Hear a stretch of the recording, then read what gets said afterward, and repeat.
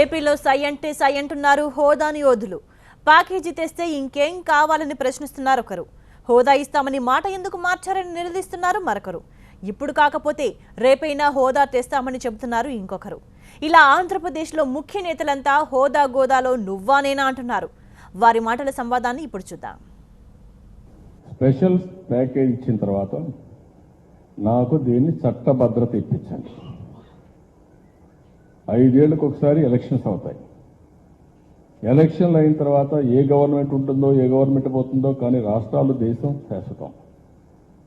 ఇప్పటికే మాకు అన్యాయం జరిగింది. ఇట్టి పరిస్థితిలో మాకు చట్టభద్రత కావాలి. నిన్న కూడా ప్రధానమంత్రి కలిసినప్పుడు చెప్పాను, మీరు చెప్పిన మాట నాకు చట్టభద్రత కల్పించండి. ఏం మాట్లాడుతున్నారు మీరు? ఇండస్ట్రియల్ ఇన్సెంటివ్స్ లేవు కాబట్టి ఇండస్ట్రీస్ రావు. అసలు ఇండస్ట్రియల్ ఇన్సెంటివ్ స్పెషల్ స్టేటస్లో ఉందా? ఎక్కడ ఉంది చెప్పమంటే ఎవరు చెప్పరు. నేను అడుగుతాను ఇప్పుడు.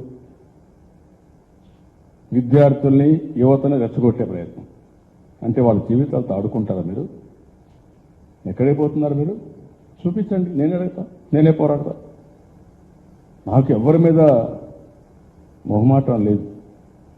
నాకంటే వీళ్ళకు సీనియారిటీ లేదు, స్టేచరు లేదు. ఇంతవరకు వీళ్ళు రాజకీయాల్లో ఒక విజయాలో లేకుంటే ఒకటి చేసింది లేదు. వీళ్ళకి అనుభవాలు కూడా లేదు. కొంతమంది తప్పుడు పనులు చేసి జైలుకు కూడా పోతారు. మొత్తం పోయి వచ్చారు. ఎవ్రీ ఫ్రైడే మళ్ళా కోర్టు తిరిగిపోవాలి. వీళ్ళ గురించి నన్ను గురించి మాట్లాడతారు, నన్ను గురించి అవినీతి ఆరోపణ చేస్తారు. ఎంత బాధ వేస్తుంది మీరు కూడా గుర్తుపెట్టుకోవాలి. ఆంధ్రప్రదేశ్ స్పెషల్ కేటగిరీ స్టేటస్ ఇస్తారా ఇవ్వరా అనే దానికంటే కూడా మీరు ఎన్ని మాటలు మార్చారు. మీరు ఒకరోజు ఇస్తామన్నారు, 5 సంవత్సరాలు కాదు 10 సంవత్సరాలు అన్నారు, 15 సంవత్సరాలు అన్నారు, లేదు స్పెషల్ ప్యాకేజ్ అన్నారు. స్పెషల్ ప్యాకేజ్ని ఎందుకు నమ్మట్లేదు చెప్తాను. చంద్రబాబు నాయుడు గారు ఆంధ్రప్రదేశ్ని విడగొట్టినప్పుడు 12 గంటలు విడగొట్టారు, అది చూసాం. అలాగే ప్రజలకు ఉపయోగపడే స్పెషల్ కేటగిరీ స్టేటస్ ఇవ్వలేనప్పుడు స్పెషల్ ప్యాకేజీ దానికి పేరు మార్చాం, కానీ దాదాపు అదే అన్నారు. మరి అర్ధరాత్రి పూట ఇవ్వాల్సిన అవసరం ఏముందండి? నిజంగా అది ప్రజలకే మీకు అది సరైనది అయితే మీరు అర్ధరాత్రి పూట అంత హడావిడిగా ఇవ్వాల్సిన అవసరం ఏముంది? మీలో ఏవో తప్పులు ఉన్నాయి, కానీ వాళ్ళు ఇచ్చిన ప్రాజెక్ట్ ప్రకారం కేవలం ఇరిగేషన్కే తప్ప మిగతా వాటికి కాదు. దాని గురించి నేను అనంతపురంలో మాట్లాడిన ఈ రోజుకి దాని మీద సమాధానం లేదు రాష్ట్ర ప్రభుత్వం నుంచి. అలాగే వెనుకబాటు 5 జిల్లాలను వెనుకబాటు జిల్లాలుగా గుర్తించామన్నారు. మరి గుర్తించి మరి పంపించారా కేంద్రానికి? మరి ఎప్పుడు ప్రారంభిస్తారు? వాళ్ళు ఇచ్చింది 5 సంవత్సరాలు, మరి అది కూడా మేము అనుకుందాం. మరి ఎప్పుడు మీరేం ప్రారంభించలేదు కదా. ప్రారంభించిన కాడికి మీరు ఏం న్యాయం చేస్తున్నట్టు ప్రజలకి? అందుకని ఇలాంటి వాటికి సమాధానాలు లేవు రాష్ట్ర ప్రభుత్వం దగ్గర. ప్రత్యేక హోదా అన్నది ఒక సంజీవిని అని తెలిసి కూడా దగ్గర ఉండి చంద్రబాబు నాయుడు గారు ప్రత్యేక హోదా అన్న మాట ఎవరి నోట్లో నుంచన్నా వచ్చినా, ఎవరైనా పోరాటం చేసినా ఉక్కుపాదంతో అణిచివేసే వైఖరి ఇవాళ చంద్రబాబు నాయుడు గారు చూపించిన తీరును చూస్తే నిజంగా ముఖ్యమంత్రిగా ఉన్న ఈ వ్యక్తి, పోరాటం చేయవలసిన ఈ వ్యక్తి ప్రత్యేక హోదా అన్న ప్రామిస్ను, అన్న హామీని ఏకంగా పార్లమెంటుని సాక్షిగా చేస్తూ రాష్ట్రాన్ని విడగొట్టేటప్పుడు ఇచ్చిన ఆ హామీని సాక్షాత్తుగా ముఖ్యమంత్రి దగ్గరుండి వెన్నుపోటు పొడుస్తూ ఉంటే నిజంగా ఇలాంటి ముఖ్యమంత్రి మనకున్నాడు అని చెప్పి అందరం నిజంగా బాధపడవలసిన సమయం ఇది. ప్రత్యేక హోదాను కూనీ చేస్తూ చంద్రబాబు నాయుడు గారు సాక్షాత్తు పరోక్షంగా ఉండి, ప్రత్యక్షంగాను పరోక్షంగాను చంద్రబాబు నాయుడు దగ్గరుండి ప్రత్యేక హోదాను కూనీ చేసే ప్రయత్నం చేస్తూ ఉన్న ఈ చంద్రబాబు నాయుడు గారిని ఖచ్చితంగా దేవుడు కూడా క్షమించడు, ప్రజలు కూడా క్షమించరు.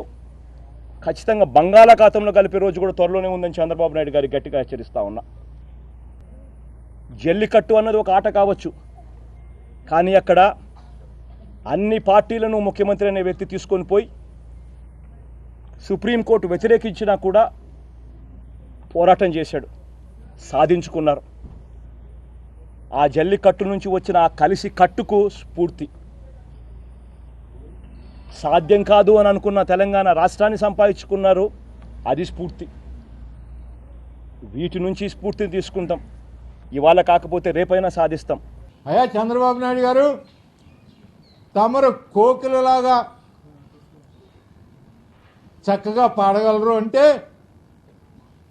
అందులో ఉన్న స్ఫూర్తి కోకిల చక్కగా పాడగలదనేది తీసుకోకుండా కోకిల నల్లగా ఉంటుంది, అసహ్యంగా ఉంటుంది, నేను మొహానికి రంగు వేసుకొని ఉంటాను, ఎప్పుడు నన్ను కోకిలతో పోలుస్తావా అంటే దానికి నాబోటి వాడు సమాధానం చెప్పగలిగిన పరిస్థితి లేదు. పోలవరం మీద ఒక వైట్ పేపర్ పబ్లిష్ చేయండి. నేను మళ్ళీ ఛాలెంజ్ చేస్తున్నాను. 1994 నుంచి 2004 వరకు మీరు అధికారంలో ఉన్నారు. మీరు ఒక్క డిపిఆర్ చేయించారా? మీరు ఏమన్నా పోలవరం విషయంలో ఒక్క అనుమతి కోసం సెంట్రల్ గవర్నమెంట్కి మీరు పెట్టుకున్నారా? ఒక్క పొల్యూషన్ క్లియరెన్స్ ఏమన్నా తీసుకొచ్చారా? ఏమన్నా కనీసం కాంటూర్ సర్వే చేయించారా? మీరన్నీ పోలవరం గురించి మాట్లాడడానికి హక్కు ఉంది, మాకు లేదా?